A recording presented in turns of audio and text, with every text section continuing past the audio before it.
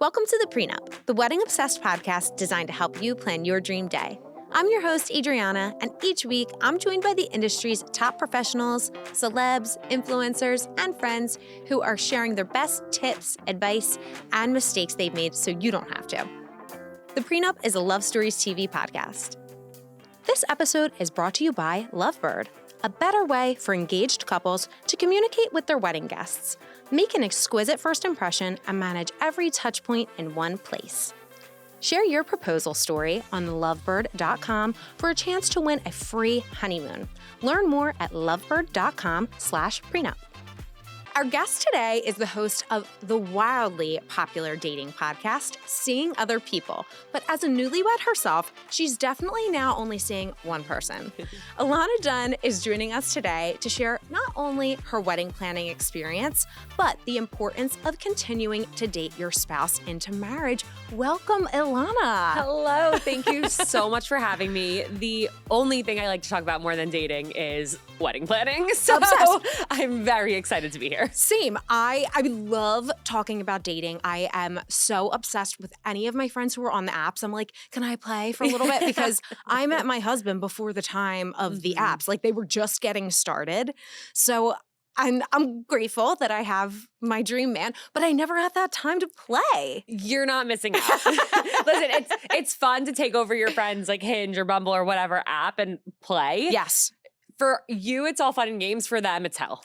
For sure. Because you're actively, intentionally looking for a partner and it's like, what the hell is out there? And it's like that, in any arena, it feels like there's so many more options on the dating apps, and that almost feels more discouraging because it's like there's all these people out there. Why can't I find one? Right. But you're not looking for one. Yeah. You're looking for the one. And I always remind my single friends and my listeners, like, if you wanted a significant other tomorrow, you could find one. Yeah. There is somebody out there that would date you. Totally. That's not the person you want to be with. You want to be with the person that you can't imagine being without. Exactly. It's not just anyone. Yeah. So we have a lot of tips that we're going to extract from you today.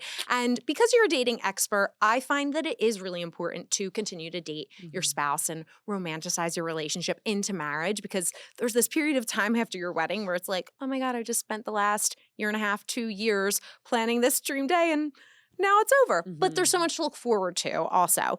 But before we get into that, I want to start with your wedding. You're a newlywed. Congratulations. Thank you. When did you get married? June 1st. June 1st. Great date. June wedding. How chic, classy. Jake was thrilled about the date because he said it would be an easy to remember date. For sure. Well, whatever date we get married on, you should probably remember. You know what, though? You're going to laugh at this. I got married on Black Friday, and now I always think every Black Friday is my anniversary. That's funny. But it's like not. Yeah. It's definitely not.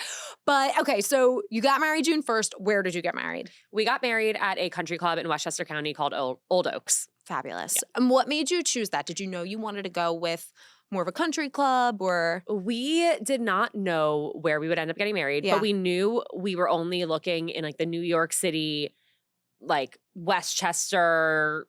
We thought about New Jersey. We basically wanted it to be within an hour from Westchester or the city because 99% of our guests were coming from Westchester or the city. Okay. We both grew up in Westchester.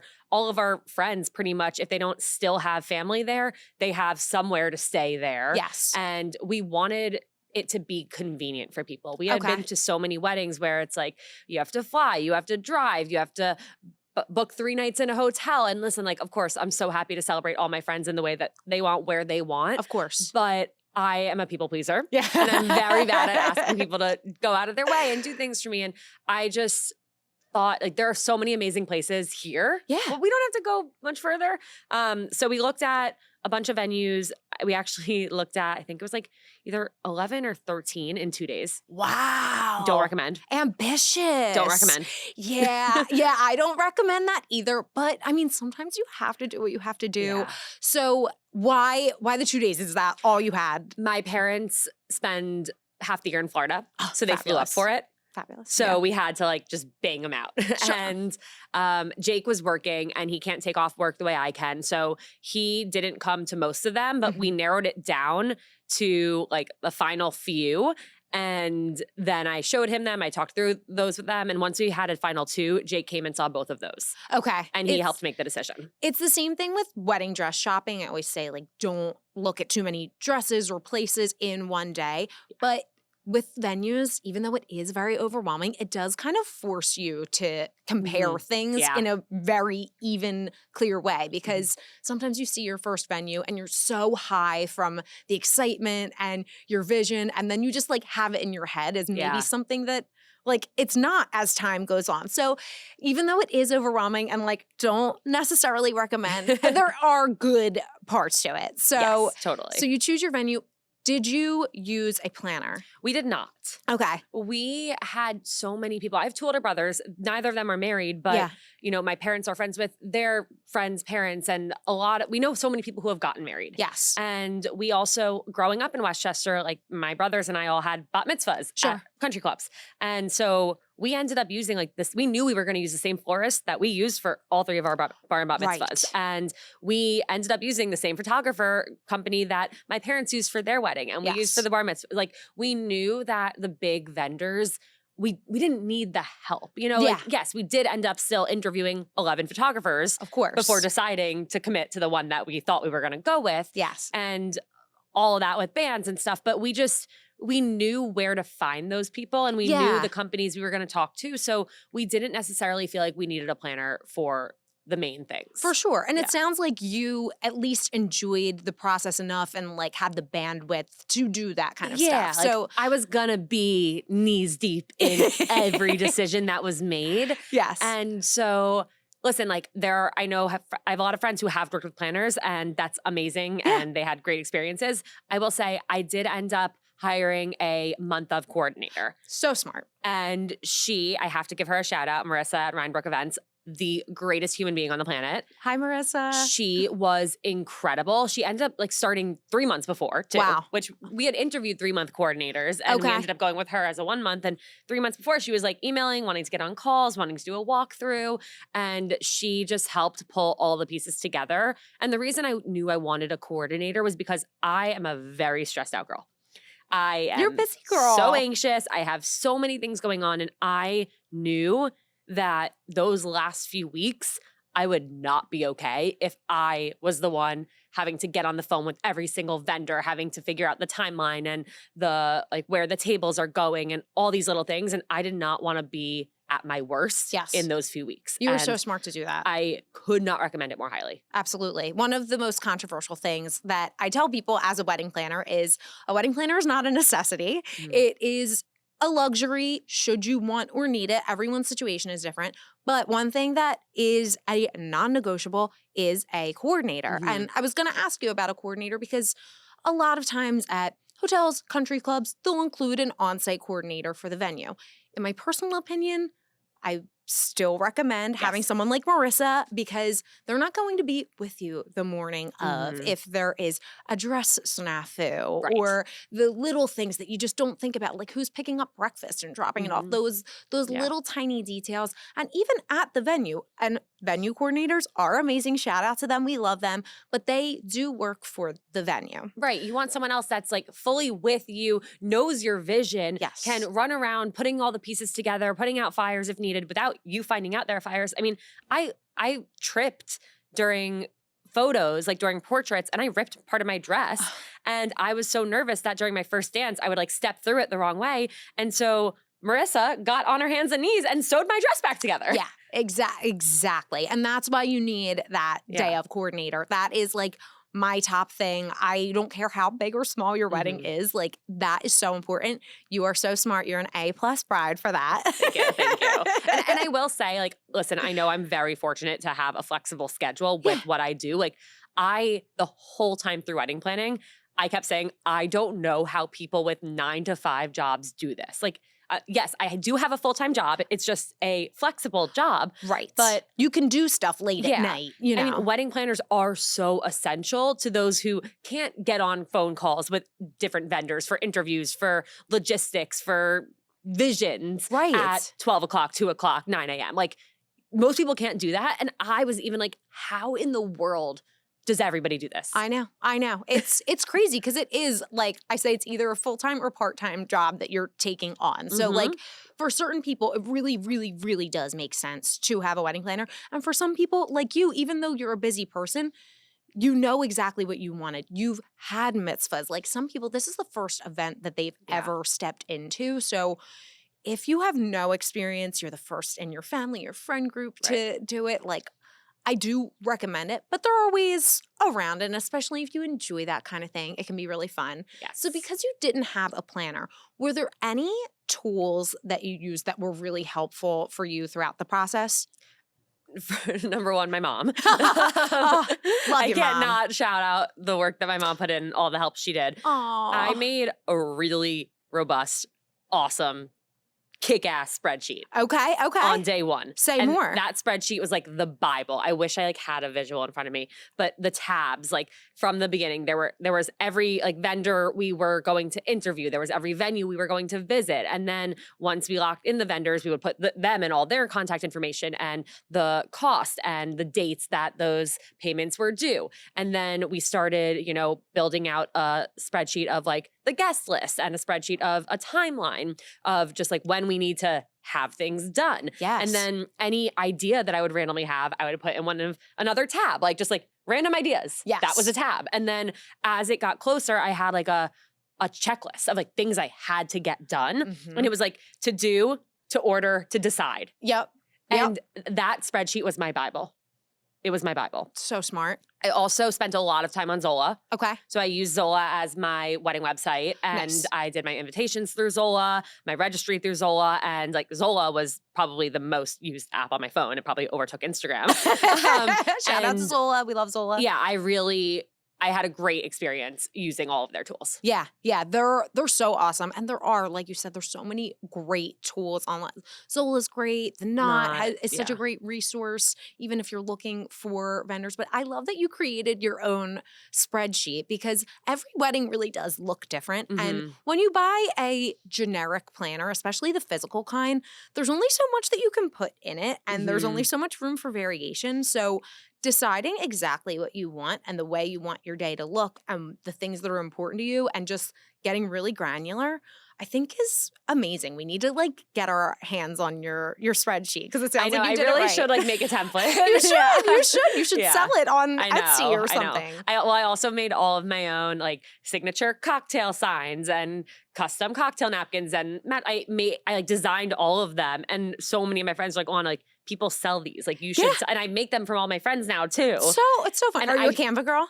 Adobe Express. Okay, we love. But I really should be I should be selling this stuff. Totally. If it's it already there, Yeah. absolutely. Just create the template. Yeah, I'm like photoshopping everyone's dogs into like an ice cube or sitting on their little like cocktail glass. Yes. Like whatever. Oh my God, so cute. So you really did enjoy the process.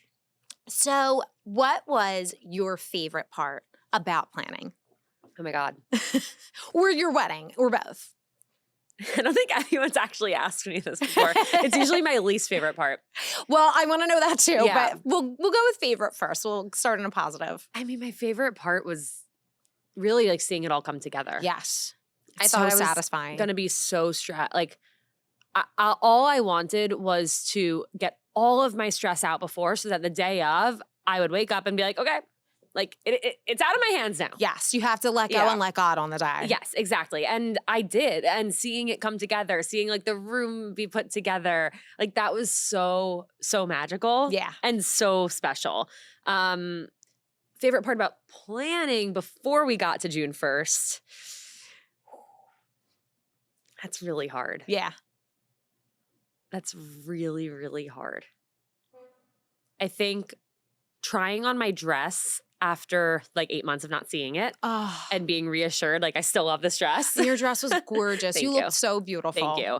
That was nerve-wracking because Yeah. I remember making the decision. It's like, okay, well, I'm not going to like put this thing on my body for 8 months. Right. Like, I hope I still like it. Exactly. That is something that we talk about a lot here too, because you do have to get your dress so far in advance Yeah. because it takes a long time to customize these things and for them to come in. And typically they're coming from overseas. And it's like the styles and the trends change so much. So did you know what you wanted going in for your dress? I thought I did. I had a picture, or I had one dress that I was like, this is the dress I can't wait to try on. Yeah. And it was the first dress I tried on. Yeah. And I was like, it didn't do it for you. Yeah. I think I went with the same, like I knew I wanted kind of like A-line and like some lace. But there was a huge plot twist where I have never, ever, ever in my life liked the look of a corset. Okay. Ever. On myself, on anyone else. Sure. My dress was fully a corset. Oh my God. That's so funny. It was bizarre. It's always, so what pushed you to try on a corset? Well, for starters, I tried on 79 dresses. Okay, that's a lot. Yes, too many. But it's so fun. The dress I went with was number 11. Okay. I don't think I specifically said like, no corset. I think like, I don't know if I picked it off or said like that one, or if the person who was helping me said, try this one on. Like, I don't know how it happened, but I think because it was A-line, because it was lacy, I did want straps.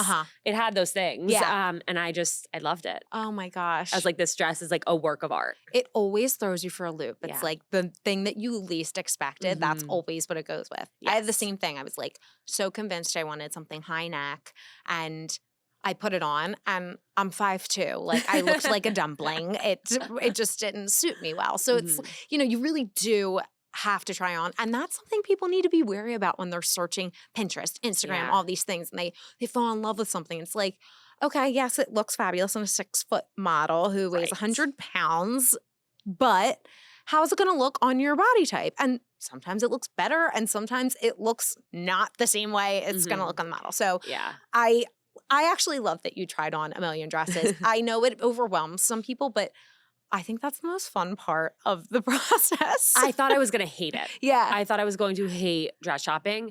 And this was actually the first time in my life where I felt like, wow. Yeah. Almost everything looks good on me. Yeah. I feel Am I weird. A model? No, I feel weird saying that. No, like, you shouldn't. Even like I tried on 7 sweaters and sweatshirts and shirts before deciding to wear this today. I'm very much like, I open my closet. I have nothing to wear. I hate everything. Totally. I hate my body, like all that. And so I was really nervous for dress shopping. And I was so surprised that I liked most things on me. Yeah. Yeah.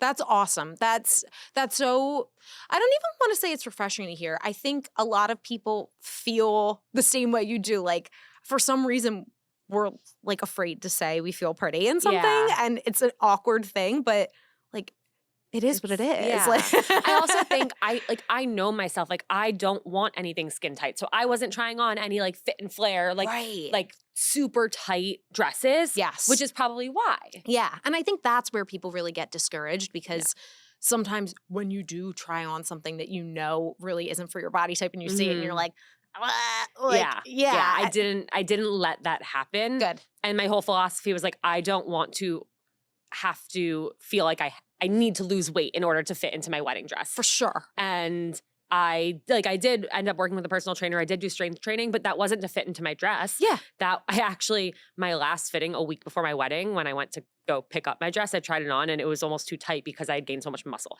Oh my God. And I texted my trainer. I was like, we can't do strength. We have to just do cardio the rest for the next week. Oh my God, that's awesome. So it was a journey, but I actually did just think of my actual favorite part of the whole planning process. It was all the little details. Yeah. Like I said, like the signature cocktails, like the cocktail napkins, the matchbooks, like those things I spent so much time on. And my friends and family were like, oh, just make a decision, like just decide. And I'm glad I like stressed over them. I'm glad I spent the time to make them exactly how I wanted, because I'm going to have those things forever. Yeah. And those are the little details that made our wedding us. Yes. That's where we got to put Ilana and Jake into it. Our cocktail napkins, we have a date list of every date we've ever been on. We starting on date 1. Oh my gosh. And so we had 4 different sets of cocktail napkins printed with different date numbers on them. That's really cute. That's so special. And people tell their friends, if you're a bridesmaid and bride is stressing over something, people are always like, don't stress about the little stuff. But you're right. The little things are what make the whole. And you do see personality, like something as small as a cocktail napkin, like that has you all over it. That's really, really beautiful. What was the most sentimental part of your wedding? Ooh, the most sentimental part of our wedding. I mean, we cried a lot. Oh. I like probably just our vows. Like, Did you write your vows? We wrote our own vows, and we actually, so we were, Jake the whole time from the beginning, he was like, I'm not doing my vows in front of everyone. Like, I'm not. And my entire relationship, like, Jake has never written more than like 1 or 2 sentences on a card. Yeah. It's usually just like, Ilana, and then it's like whatever the card says, and it's like, happy birthday, love Jake. And I'm like, and I'm like begging him every time, like, I don't want a present, I just want like a thoughtful like written card. And he's like, that's not how he works. Totally. Fine. Yeah. So he's also like, is afraid of public speaking, doesn't like attention on him. Not afraid of public speaking, but just doesn't love attention. Yeah. So like vows were always like, not gonna happen. Sure. So I said, like, listen, I'm not going to ruin your wedding day and force you to do something that you don't want to do. Yes. But if you think you might be able to do it, like, that would be great. Yeah. And the day of, if you're so stressed and anxious about it, okay, we won't do it. Yeah. You know? And so we decided we wanted to actually do them privately to each other during our first look. Aww. To kind of shake out the nerves. Yeah. That didn't happen. We forgot to bring the vow books. There was no time. There's a lot going on that day. Didn't happen. Yeah. We're so glad. Oh. It was so special and meaningful. We were hysterically crying the whole time. Everyone's like, we've never seen people cry so much. Oh my God. It was really like unforgettable. Oh, that warms my heart so much. So, okay, Jake is not the most comfortable public speaker, but you have 2 very popular podcasts. You kind of talk for a living. Yes. Were expectations high for your vows for yourself? I think I always knew that they would be good. Yeah. And I probably started working on them. I probably sat down for the first time to work on them a month before. But for like 6 months, I kept a note in my phone called just like vows. Smart. And I would write down little thoughts that would pop into my head or little moments that I really appreciated or little like Ilana and Jake isms that I might not think about in that moment when I sit down to write my vows, but I wanted to remember. And I thought that was so helpful in me actually putting together like a whole picture of what our relationship means to me. Yeah. Oh, that's really beautiful. That's an amazing method. I love that, throughout time, you're like, oh, like when something sticks, you write it down. There's a great app. Have you ever heard of Provenance? Yes. So the founder, Stephen Greitzer, came on the podcast, and it's such a great episode. It'll have aired by the time this airs, but he gave me a login so that I could play with it and stuff. It's amazing. I've already started implementing it. I love it. And the best part about it is, like, yes, of course, you can note these things. And for someone like you are kind of used to crafting stories and speaking, so it might not be as essential. But for someone who doesn't do that for a living, it's not their specialty, to really like storyboard and figure out what direction you want to take it. Is it funny? Is it emotional? Or how long do you want it to be? Like, there's all these little things in there. So that's just a special little shout out to Provenance. But Provenance is amazing. I've used it also in the past with like helping with other people's weddings. So great. And I couldn't recommend it more highly. Yeah, absolutely. So, okay, we talked about your favorite. We talked about your most sentimental. What was your least favorite part about wedding planning? The guest list. Oh, yeah. Yeah. How large was your wedding? Well, we didn't make a list before deciding on our venue. Okay. And, we said to our parents, like, oh, like, let's make a list. And everyone was kind of like, it'll be around 200 people. Yeah. So we looked for venues that could fit around 200 people. Sure. We decided on our venue. Mm-hmm. It had a 180 to 190 hard capacity. Yeah. And then we made a list. And we had 270 people on our list. And press go on the panic attacks, the anxiety, the tears, the stress. Sure. It was really hard. It was hard for all of us. Yeah. We all had to make sacrifices. We had to get that number down. And we all had to have hard conversations. We all had friends who thought they were going to be invited who we couldn't invite. Right. And it sucked. Yeah. Like I said, like, I'm a people pleaser. The last thing I wanted was my wedding to become an opportunity to disappoint people. Of course. And to ruin friendships. Yes. And so it was really hard. I mean, we didn't send out save the dates because of this. Yeah. Because we didn't know who we'd end up inviting or not. Like, we didn't know. So we didn't want to like promise to everyone. And we thought about sending out some save the dates. But what if someone else went over to that person's home, saw it on their fridge and was like, oh, what the fuck? I didn't get one. Yeah, exactly. Exactly. That's really tough. So when you had those conversations, because I'm sure so many people deal with this too. What did that look like? How was it received?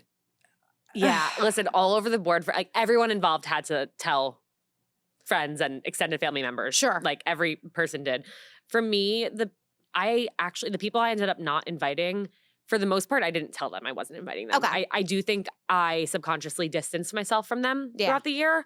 And when they would ask about the wedding, I would kind of like change the topic. I did have two of my friends who they're best friends and roommates, and they came over and they were asking about how the wedding planning stuff was going. And I immediately was just like, I love you guys. I feel weird talking about this with you. I can't invite you guys. Yeah. Like our guest list is so tight. We have like 70 people, our family. Like it's our venue's smaller than what we need.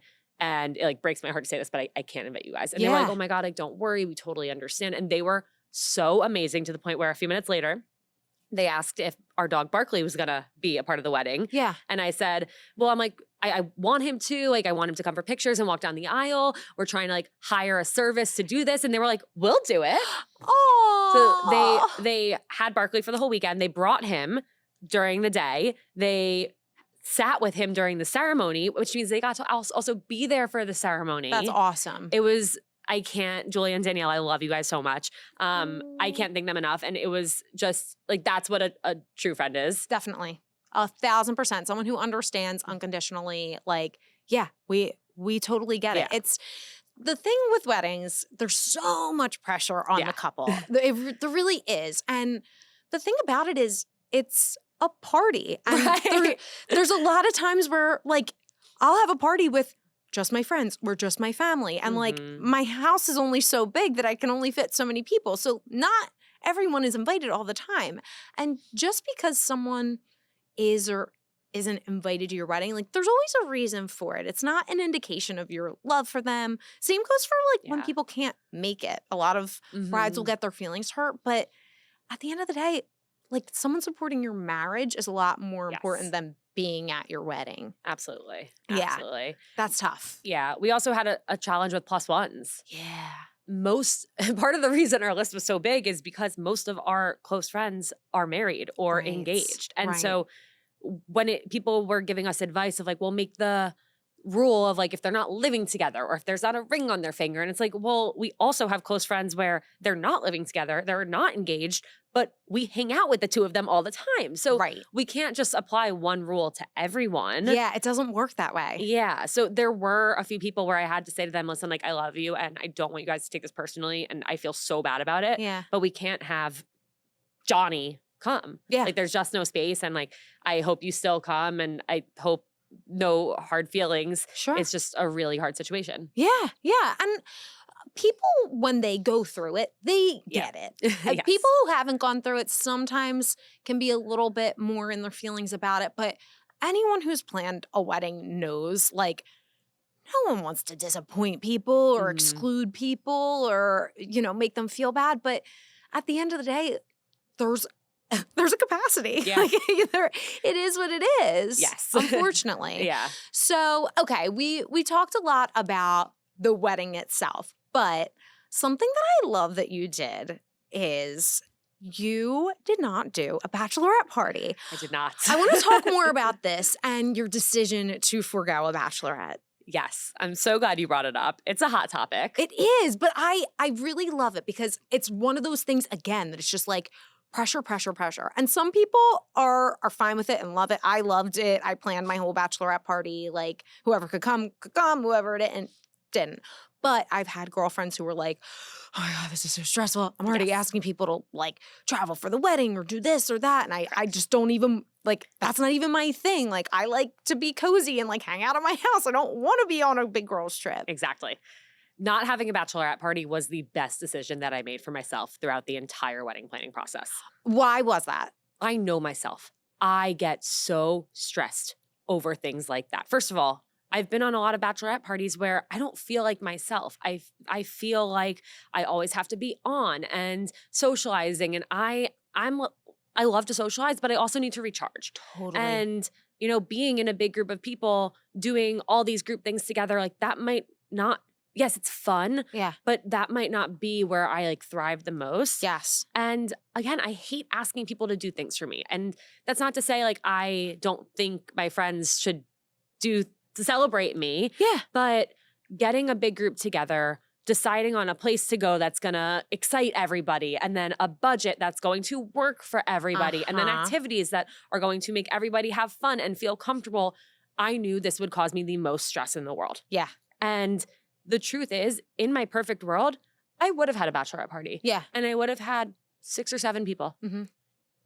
In my reality, my bachelorette party would have had to have 20 people. Right. Otherwise, friendships would have been ruined. Exactly. That it's the same thing with the guest list. Yes. That pressure of like who's going to come. And then to your point, you know, you have 20 people and they're from different walks of life. So then we're merging groups of people and it's like, oh, I didn't spend enough time with my cousins. I'm spending too much time with my friends. You feel like you're spread thin. And at what point, like you have to know yourself enough. And I'm so glad you did to say, this is not worth it. Yeah.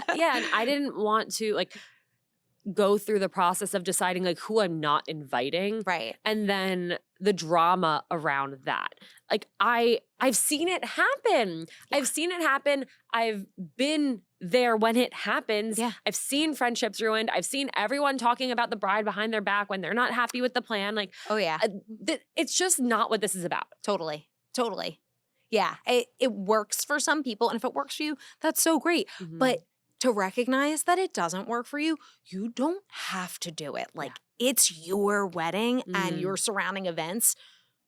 Say screw it. I've had so many brides say like, yeah, I don't want to have a bridal shower. I don't care. I have everything I need. It's one more party to plan. It's one more expense. Did you do a bridal shower? I did do a bridal shower. Okay. And what we also did was we didn't have a wedding party. Okay. We didn't do bridesmaids and groomsmen either. What made you decide not to do a wedding party? This is my favorite thing in the world. I love when people don't do a bridal party. It was the same thing with the bachelorette party of who do I not include and who do I include, and I don't want friendships ruined. And I stressed over it for so long because I did want bridesmaids. Okay.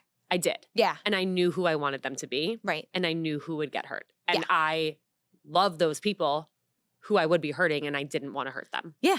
Yeah. And, you know, I'm sure they could all say like, no, like we want, everyone would say, no, we want you to be happy. Like you don't have to include us. Cause I talked to a lot of my friends about this and I'm like, but not including you doesn't make me happy either. Right. There really was no good outcome. That's the thing. People will say till they're blue in the face, especially online. I love like, you know. Do what makes you happy. Yeah, it's your day. Like, okay, easier said than done. Like I love this person. And yes, in an ideal world, it would be easier to just have these people. But no, it doesn't make me happy to hurt someone's feelings who thought they were going to be a part of my day in a certain way and now they're not. Right. And then people are like, well, just have everyone then. It's like, okay, well, my venue, the bridal suite's not that big. Yeah. And the morning of, I know the more people that are in that room, the more stressed that I'm going to be. Totally. So there really was no good outcome. So I did not have bridesmaids. I had my 2 lifelong best friends as my maids of honor. Love it. And then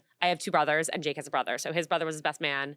My best friends, my maids of honor walked down the aisle. My brothers walked down the aisle. His brother walked down the aisle. Beautiful. Our parents. And Jake was cool with that? Yes. He did want groomsmen. Okay. He did. Mm-hmm. We had people come early for photos. Yeah. But so what we ended up doing was a few months before our wedding, we called it a not wedding party. Cute. And we had the people who would have been in our larger wedding party all get together for a night just to kind of like hang out and get to know each other and chill. And it was really nice. So fun. That's such a great idea. I love that. And a lot of times when people are trying to navigate forgoing a bridal party, those are the kinds of things they think about. Like, well, how are my friends going to connect before if they don't have known each other? And are they going to feel left out or this or that? But I think you kind of paved the way in a really clear way for people to follow. I think more people than not are people pleasers. And and that's okay. Unless it's really hindering your life and making you sick, I happen to think that there's nothing wrong with being a people pleaser. In some capacities, there are, but it just means that you care and that you don't like seeing people upset, you're probably like a little bit of an empath too. So you take on those things. Recently engaged? Share your proposal story on lovebird.com, where engaged couples can manage every communication with their wedding guests with elegance, grace, and ease. Lovebird will select couples with the best proposal stories for the chance to win a free honeymoon. Bonus, featured couples will also unlock free access to lovebird.com, where they can create a premium wedding website, send elegant digital stationery, collect RSVPs, share day of announcements, and make an exquisite first impression for their wedding day. Terms and conditions apply. Lovebird, elegant wedding guest communication, simplified. Share your proposal story at lovebird.com/prenup. That's lovebird.com/prenup. With not having a bridal party, how did that work for your shower? Because typically a bridal party will throw the shower, be involved in some capacity. Yeah, so my mom threw the shower. Beautiful. I helped her plan it, and I just invited like I basically ended up inviting like the majority of like all the girls who would have been in that larger bridal party and a few others. Love it. Yeah. Love it. Perfect. Yeah. And did you do a traditional registry? Yes. Okay. So what is one item from your registry that you're like, love it, can't live without it, obsessed? My Nespresso. Oh, yeah. Phenomenal. Yeah. Love. I got this chest. It's called Memorize. And it had it's a white chest, and you open it and it says like Ilana and Jake, like June 1st, 2024. Aww. And I've put all of my like wedding keepsakes in there. So I put our vow books, and I put the like our invitations and some of our dried flowers and all the other like little odds and ends that I want to save. Yes. But they'd get lost in like a random cardboard box or a drawer. And that was so common back in the day, having a hope chest and putting all those, but it kind of fell by the wayside and no one does anymore. I love that you, yeah, that's a really good idea. Like, what do you do with the hankies and the little things? Yeah, right, exactly. Yeah. Really, really smart. Okay, so I want to pivot a little bit because you recently also officiated a friend's wedding. Yes, I did. Okay, so tell me about that experience. How did they ask you? So, funny enough, it wasn't until like 5 weeks before the wedding they asked me. So it was my best friend Julia, who was one of my two maids of honor. Okay. We met at sleepaway camp when we were probably like 12. Oh my God, cute. I'm so jealous of camp friends. Yeah, I never went to camp. They are the best. So we kept trying to like get on, like FaceTime each other. She lives in LA. Okay. She moved to LA a few years ago for her medical school residency. So we're now in a long distance friendship. Aww. So we're like playing FaceTime tag for like a week. Yeah. And finally she's like, can you FaceTime tonight? And I'm like, oh no, like I've been a bad friend. Like I haven't like been like making the time to talk to her. Yes, yes. And I get on and it's her and her fiance at the time. His name's Luke. And she was like, well, I just like really wanted to get us all together because we wanted to ask, like, would you officiate our wedding? And I so shocked. Oh, so shocked. And she then went on to tell me that like they decided this months before. Everyone else knew, but she didn't want to tell me while it was in the midst of like my wedding. Aww. And I was like, Julia, nothing in the world would have made me happier than had you told me on my wedding day. This is like the coolest, most special like honor ever. And I will treasure it forever. So it was very much like a casual, just like over FaceTime. Beautiful. I did also officiate my best friend from college's wedding a few years ago. So this was a second time officiant. Okay. Yes. I imagine my career is now over. Didn't know that this would be a side gig of mine. But what they did, which was really cool, they had me and Jake over, and she and her now husband Sam were like, we have a question for you. And I was like, what? And they were like, open this. And they gave me a little box, and I opened it, and it was a bracelet with a knot in it. And they said, will you help us tie the knot? Oh, cute. I love that. Yeah. That's a really good way to ask someone. Yeah. So as a two-time officiant, I would say you're kind of a pro at this point because it's not your profession, but two friends have asked you. Yes. And it's very common for people to want someone close to them to officiate their wedding. It's a little more special, I think. So what tips would you have as a friend officiating for anyone who either wants a friend to officiate or is officiating? The two biggest things I would say is, number one, it's not about you and your friend. This is not a time for a speech. You're not giving a speech as a maid of honor. You're not giving a speech at a rehearsal dinner. You're not roasting your friend. Right. This is about them and their partner and their love story. And that's very difficult. As you're crafting the speech, you want to shine a light on your friendship with this person, how much they've meant to you. And I did end up doing that in both, but like as 20% of it, just to kind of introduce myself and like what this person means to me. And why you're the one up there. Exactly. But then the rest of it is about the couple. Right. And I've been to ceremonies where it didn't really feel that way. Yes. And it was so hard. All I wanted to do was include every inside joke and crazy story and share all the countries we've been to together and all the silly things we've done. But that's not the time and place. Right. Yeah. So that's the number one thing I would say is remember, you're officiating this ceremony, this wedding. It's about the couple. It's not about your friendship. You can write all of those things in a card. Yes. Number two is talk to each person. Have a conversation with them, almost an interview, because you want to put bits and pieces of their relationship in for everyone to hear. Yeah. And you might think you know all these things about them, but you only know your perspective. You only know likely what your friend of the two has told you. And so really sitting down with one or both of the partners to learn, like, why do they love each other? What do they admire the most about each other? How have they grown together and changed over time and created this relationship? That's the magic that's going to make the ceremony so special. Totally. Yeah. And even what expectations might they have for ceremony that… Yes. Well, absolutely. Yes. Yeah. We started with a meeting of like, what are 3 words you want your ceremony to be like, feel like? What are different parts of the ceremony you want to include? Like, we really had like a whole meeting of like how to craft the ceremony together. So and smart. They didn't want to know how the ceremony would end up being, but we wanted to make sure that all the parts of the ceremony that they were envisioning would be included. Yes. And then the rest was a surprise. Yes. Okay.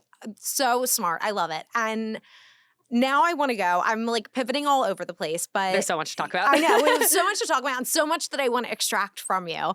So I hope we can get to everything today. But if we don't get to everything today, I'm just going to have you back. Great. Twist my arm. So I mentioned a few times, if anyone doesn't know already, you are the host of a podcast called Seeing Other People. So it started when you were dating, correct? Correct. Okay. So now that you're married, how has the podcast kind of pivoted, if at all? Welcome to my identity crisis. How much time do we have?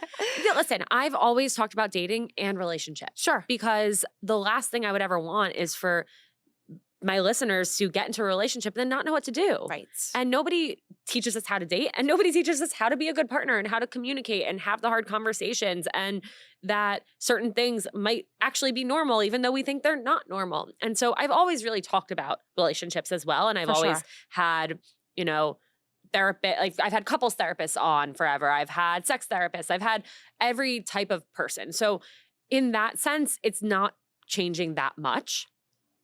I think has always been more so a fear of like, will I become less relatable to my single listeners? Yes. So to counteract that, I do always try and share stories of when I was single.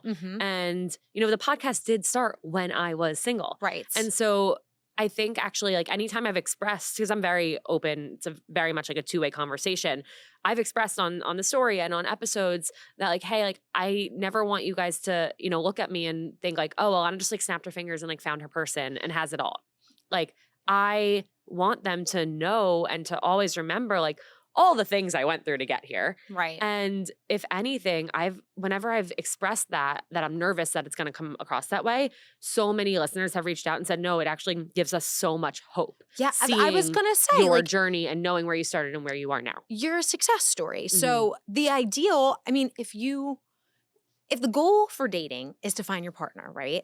And you're this person who is single for the next 15 years hosting this podcast, like, maybe she's not the person to take advice from. Correct. And just because you are not single yourself doesn't mean it's not a topic of interest that you don't know so much about. You know a lot about this. So you're a great resource to people. It's an awesome podcast. But I think it does pertain to engaged and married couples as well, because I do personally think it's very important to continue dating your spouse.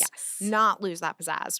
Do you know Caroline Crawford Patterson? Yes, love her. She's amazing. Love Honey, We're Home. Yeah, Honey, We're Home. I was listening on my way here. Oh my gosh, she's so cute. She's so adorable. She was on recently, and she said the same thing. Like, she kind of romanticizes every aspect of her life, which I have been trying since talking to her. I'm like, I want to light a candle here, do a little something special. But she really does it in her marriage as well. Yeah. And we talk about that identity crisis a little bit after you've gotten married and the planning's done and reality sets in. So what tips do you have for engaged couples or newlyweds to continue dating without it feeling forced and weird and fun? Just make it fun. I think it's so important to remember why you fell in love with somebody and what things you were doing when you did fall in love with them. So, for example, for me and Jake, we have our date list. Okay. And part of the dates that we have written down over the years are these date card days that we started probably on like our 8th and 9th date. Cute. Where we both love The Bachelor. And so on The Bachelor, you get a date card. Yes. And so we started writing date cards and planning these surprise date days for each other. And that was 4 years ago, and we still do it now. Yeah. And so for my birthday, I said I wanted a date card day. And he surprised me and planned a day of dates for my birthday. That's adorable. Little things like that. Like, the little things are the big things. Don't forget to, surprise each other. Don't forget to go out to dinner and put your phones away and say, we're not going to talk about work. Right. Or that thing that is stressing us out right now. Right. Like, put more fun back into it, do activities together and really focus on enjoying each other's company, because it's so easy to just sit on the couch and watch your show. Oh my God, or of course. one person's sitting on the couch, one person's in the bedroom watching different shows, and that's okay too. Yeah. We're going to do that. Of course. But also make sure that every few weeks or every week, you're still spending intentional time together. Yes. Yes. Carving out that time. So speaking of intentional time, I really quickly also want to plug your other podcast. Yes. Just tell us about that. Yes. So I am the co-host of Life in Progress, which is a podcast with my best friend, Carly Silverman. And Carly and I met on Instagram about 2 years ago now. Okay. And quickly realized we've been living parallel lives for about 15 years. And Carly's a therapist? Carly's a therapist, yes. And so we're a dating coach and therapist duo. Which I love the marriage of, no pun intended. But you know what? Dating coach to me feels, and this is a compliment, but it feels more light. It feels more playful. And then therapy feels a little bit deeper. Exactly. But both are very intentional. Yes. So it's a really unique and fun pair. And you have great chemistry, you have great conversations. Thank you. So tell us a little bit about, how that kind of plays into the married life as well.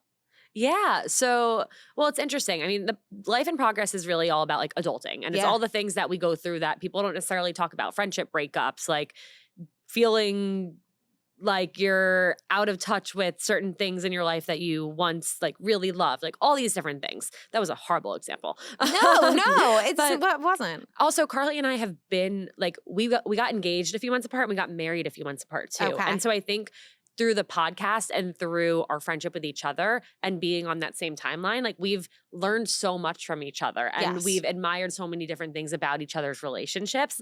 And we've also been able to, I think these podcasts have led us to have like deeper conversations with each other as friends and with our significant others. Yes. Because we're talking about hard topics. We're talking about things that might be taboo to talk about. And then naturally we'll end up talking to Jake and Jason about them. Yes. And that just like broadens the scope of what we might talk about on a day-to-day basis otherwise. Yeah. I think it's really cool, especially for anyone engaged, the Pre Nup audience too, to listen to something like that, because it kind of gives you insight into what newlywed life is like. It's people of the same age, but like maybe they're just a step ahead, or maybe they're right along with you and you don't have many people to have those conversations with. It feels like you're conversing with girlfriends, which is really fun. Yeah. And it's also the reality of like, okay, for a year, our lives were about like getting married. And now suddenly, like I used to, when I was single, I firmly believed like finding a partner would fix everything. Yeah. Like it would solve all my problems. Sure. Okay, well, guess what?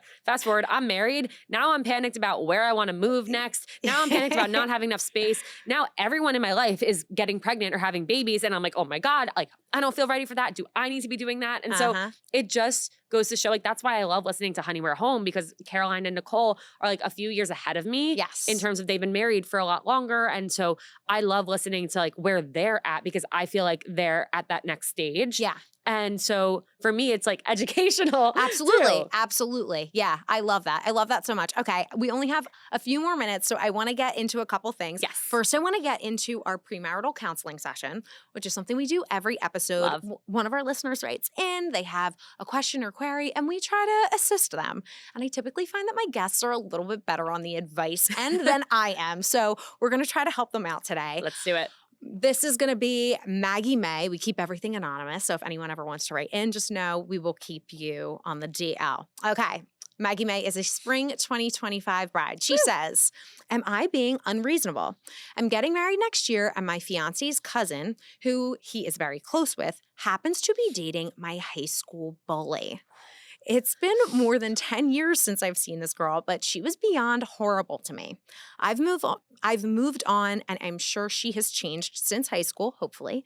But I can't in good conscience celebrate the most exciting day of my life, not to mention pay for a plate for the person who tormented me and made me feel worthless. How do I express this to my fiance without causing an issue between him and his cousin / without seeming hung up on petty high school drama? Oof. This one's heavy. This is. I'm curious what your thoughts are. Okay. I immediately just want to hug Maggie May. And as soon as I read it, I was like, oh, my heart kind of sunk, because I wasn't bullied myself when I was young, but I knew people who were, and I had friends who were, and it really takes such an emotional toll on people, and it lasts your whole life, and it takes a lot of work to get out of that. And just because you have maybe forgiven someone in your mind and moved on from it doesn't mean that you have to like be best friends with them. I'm inclined to say, like, this is my day. You have to handle this with your cousin, because I cannot handle this girl being here. I don't want her here. I think I would just go to the fiance and be like, take care of this. I'm out. I disagree. I love that you disagree, because I'm hoping for better advice. That's like my initial, like, haven't thought this through. It's more of like an emotional reaction. I get that. I also want to hug Maggie May. A hard truth, you got to suck it up and be the bigger person. You can still say to your fiance, like, you can open up and share what this person did to you, how it impacted you, and why you don't feel comfortable around them, and have them be aware of that. That way, you know, if they can ever intervene if needed, or, you know, they can express something to their cousin of like, hey, like, I heard that things like weren't great between the two of them growing up. Which also, it might be one of those things where like this girl might not even know or remember. So it's such an awkward thing to bring up because it's so long ago. Totally. You're not going to be thinking about them on your wedding day. Yeah. You'll see them there and you'll be like, that's weird that they're there. Oh, well, I'm going to go over there and have fun. Yeah. It's not going to be the focus. You're not going to be thinking about it. What would be so much worse is if you did not invite this person and they ended up as your family member. Right. That is something that they will never get past. Everyone in the family will know. Suddenly it's going to be everyone's drama and everyone's business. Yes. For your sake, the easier thing to do is to just like suck it up, bite the bullet and say, I'm going to be the bigger person and we'll invite them, pay for their plate, whatever. Move on. So if we're taking Ilana's advice, which is clearly the superior advice, which I know not it would be. Not necessarily. I always feel that my guests have better advice than I do on most things because I am like so quick to be like, I'm like defensive and whatever. But I think that she kind of said it in here. She said, you know, I'm sure she's changed. I'm sure she's a different person. And she probably is. But whether or not she is, 10 years have passed. Like, try to compartmentalize it as a different person. You're not the same person either. So like separate it. You don't have to hang with this girl. Pleasantries are fine. Like you don't have to go greet her on the day, but she doesn't have to be in the family photo with your cousins. For sure. But yeah, you're right. It's going to become this big thing because it sounds like your fiance and his family are close, and it's like, then they're going to be like, oh, well, like, can't you invite her? It's just, you're going to probably end up having to invite her. It'll cause way more drama. And it's going to stress you out so much. Yes. So just put her at a table that's like in the corner, not far away near from you. Like, for your sake. Yes. For your sake. Totally. Like, know that this is for you. It's not like, for her. Just let it happen. Yes. Let it happen. Yeah. And move on. And even though we've moved on, fuck this girl. Yeah. Maybe she hasn't changed. Maybe she still sucks. Maybe she still does. Poor her. For sure. We don't know her. And if you don't ever want to know her on a deep level, you never have to. But I think marriage is a compromise, as we all know. And, you know, it's gonna be awkward for your fiance. It's gonna be awkward for you. And the cousin clearly sees something in this girl. Maybe she is different, and maybe, you know, you can just get by. So thank you for that advice, Ilana. That was really good. Maggie May, we are with you. We love you. Wedding's going to be great. Yes, it's going to be fabulous. Please send an update to us on this because we're very, very curious about this. I want to know how you made out. So I want to finish, Ilana, with our after party, which is how we end every episode. Woo. Just some fun wedding questions. So we always start with, what is your honeymoon hotspot? Santorini. Ooh, is that where you went? Yes. Was it? We did Paris, Santorini, and Crete. Santorini was magical. Like, not a real place. Yeah. Not a real place. Oh, yeah. Fabulous. Where did you stay? We stayed in Ia at Mystique. Okay. It was like on the thing that I'm now forgetting. But the rock wall side with the view. The famous thing, you know, the thing. It was where you want to be. I love it. And any special activities or restaurants that you want to shout out? We did a full boat day. I actually remember the company. It was Angel Sailing, and this guy, I believe his name was George, so phenomenal, like such a personal experience. He was amazing. Oh, so nice. Couldn't recommend more highly. Obsessed. Love it. Okay. What song is going to get you on the dance floor at a wedding? So my first thought is Shut Up and Dance. Okay. But hot take, or not hot take, but weird thing, my friend's wedding who I just officiated, that was on her Do Not playlist. Interesting. But I just think it's a fun song. It is a fun song. I'm going to go to the dance floor. For sure. For sure. Yeah. I think it's a great song. Yeah. I love it. Okay. What hors d'oeuvre will you never pass up? Mini hot dogs. Oh, same. Oh, the best. They're too good. What is your signature cocktail or mocktail? I went with an espresso martini for my wedding, for my signature cocktail. Delish. Did you name it? No. Love it. But I don't usually drink espresso martinis. Okay. It was more of a strategic play to keep everyone else awake and hype. And Love I thought that was genius. Very, very smart. I think that's genius as well. If you could invite any living dream guest to your wedding, who would you invite? My dog. Aw. I wish he could have stayed. Oh, that's sweet. It's so funny you say that because we had Veronica from Perfect for You on earlier, and she was giving us the whole lowdown about logistics and keeping your dog at the wedding. So I'll have to plug that one as well. Okay, and then one piece of practical advice that you could give to any bride planning her wedding. Sweat the small stuff. Okay. The small stuff is what matters. Yeah. Like I said, those details, that's where you can put the meaning in. Don't skimp on that. If what's important to you is important to you, so spend time focusing on those things, even if they're little details. Yes. Ilana, thank you so much for being here. This was so fun. Where can everyone find you and your podcasts? Seeing Other People, Life in Progress, Instagram, Spotify, Apple, and Ilana Dunn, wherever you want to find me. If you want to find me, you can find me. I'm not that Ilana, thank you for doing this. This was so fun. Yay. Yay. Woo. Thanks for tuning into the Pre Nup. This episode is brought to you by Lovebird, a better way for engaged couples to communicate with their wedding guests. Make an exquisite first impression and manage every touch point in one place. Learn more at lovebird.com. Don't forget to subscribe and leave us a review on your favorite podcast platform or on the Love Stories TV YouTube channel. Follow at _pre_nup and at Love Stories TV on Instagram for more. Have feedback or suggestions for the next episode? Feel free to reach out to us at podcasts@lovestoriestv.com.